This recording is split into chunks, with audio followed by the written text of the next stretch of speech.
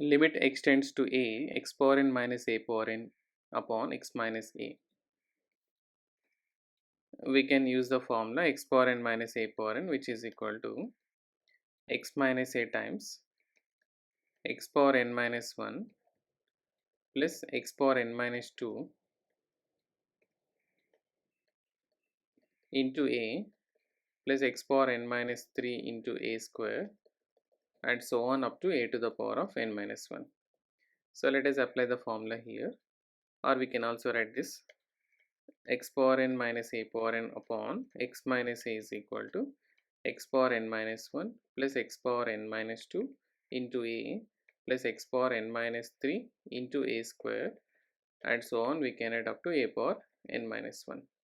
Now applying the limit on both the sides, limit extends to a, x power n minus a power n upon x minus a is equal to limit extends to a, x power n minus 1 plus x power n minus 2 into a plus x power n minus 3 into a square, and so on up to a to the power of n minus 1. So let us substitute x is equal to a on the right side. So we can get a to the power of n minus 1 plus a to the power of n minus 2 into a plus a to the power of n minus 3 into a square plus, and so on, a to the power of n minus 1.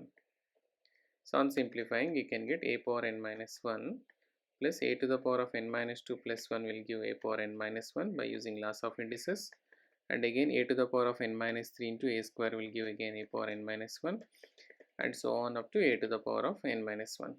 So here total n terms are there, so we can a power n minus 1 is added n times, so n into a to the power of n minus 1. So we can go with an answer limit extends to a, x power n minus a power n upon x minus a can give the answer as n into a to the power of n minus 1.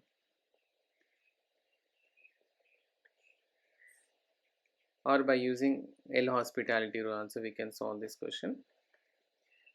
Since by substituting x is equal to a, you are getting the numerator and denominator the form 0 by 0 by 0 form you are getting. So you can apply LH rule.